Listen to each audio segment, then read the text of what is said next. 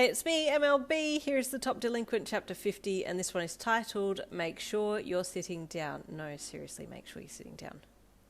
Just a little warning, a little bit of a trigger warning. There's light mention of SA. Please do not read if this is a trigger for you. Yo man, I'm about to pull a mum move here and say that we can't eat on the lounge unless there's a towel down. You mumbled through a mouthful, gesturing to Mrs. Craig as she walked to your new lounge. Ah, yes, she said with a chuckle. The new furniture rule. Mm-hmm, you hummed, putting your bowl down on the bench and running off to the room to grab a towel. Once he returned and set it up, you and Mrs. Craig sat down for a good chat. I was born into a lovely family. My dad and my mum, they were both beautiful. My little sister was a lot younger than me by 14 years, but she was very sweet. And, you quizzed her, so far I don't see any similarities between you and I. Wait for it, Mrs. Craig said, taking another mouthful of food and chewing on it a little before swallowing and continuing. Then my dad died in a car accident. We were all shattered, my mum especially. She changed. And because I was a little older and at school most of the day, I don't think I copped as much of her outbursts as my younger sister did. Oh, I'm sorry to hear that, you said softly. It's okay, Mrs. Craig said gently. About 6 months later, my mum brought home a new man. I didn't like him from the first second that I met him, but my mum kept insisting that he was a wonderful person. Gut instinct's always correct, you said knowingly, and Mrs. Craig nodded. They got married after 3 weeks and he moved in. That's when he started sneaking into my room at nights.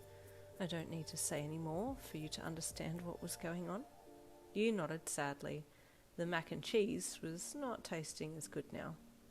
I tried to tell Mum what he was doing to me and that I feared that he might be doing the same thing to my younger sister, but she got really defensive and then started blaming me for everything that he was doing to me.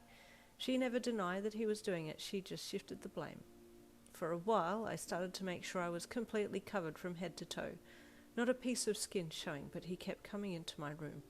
Pretty soon I realised that it wasn't the clothes that I was wearing that was causing him to do these things to me, so I ran away. You nodded, placing your bowl down to listen to her story without distraction. I felt bad, she continued, because I left my sister at home. She was only 3 at the time, and I have no doubts that he started doing the same thing to her because I had left. Your face contorted with pain, feeling very empathetic towards her and her sister's situations.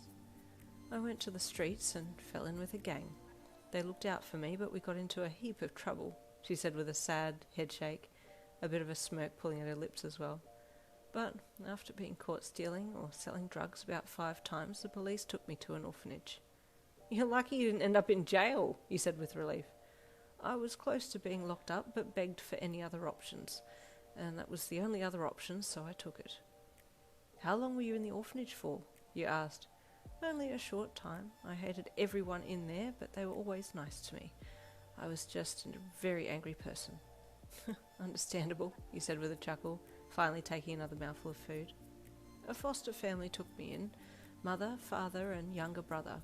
They put up with so much nastiness. Just say crap, you interjected. They put up with so much crap from you. Well, yes, they did, but they showed me unconditional love, and slowly I got my life together. She smiled. Oh, it's such a sweet ending, he said with a smile. Do you know anything about your biological family? Did your stepdad ever get jailed? Did you try and save your sister? I've tried so many times to find them, but I can't seem to locate them. I really want to see my younger sister again. Apologise at least, but I doubt I'll ever have the chance, she said softly. I just hope, and then she said your mother's name, is doing well. Whoa, he said with a laugh. That's my mum's name. Mrs. Craig looked up at you and stared. Sorry? She asked in a strained voice. That's...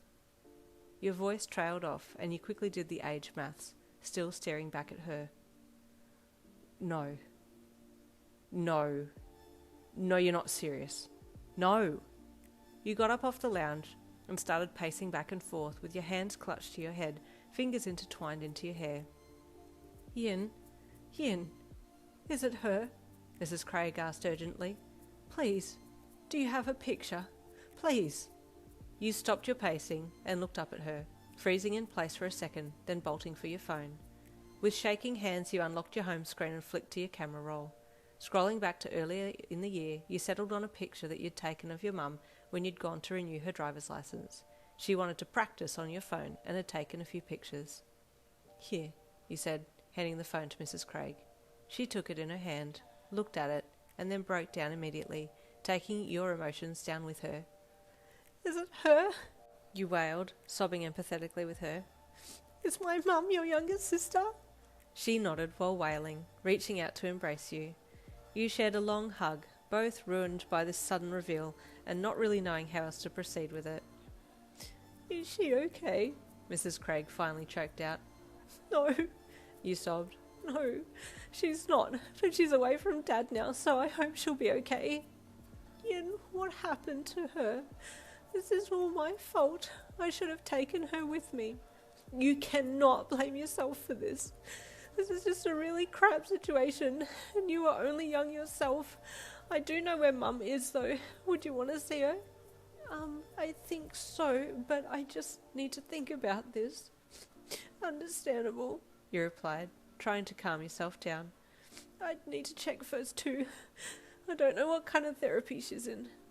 I'm so sorry, Yin. I had no idea that we would be, related? Yeah, me neither, you replied with a sob-hitched chuckle, wiping your eyes again. So you're my auntie then? Wow, that was a heavy one. That is the end of chapter 50. Stay tuned for chapter 51 coming tomorrow.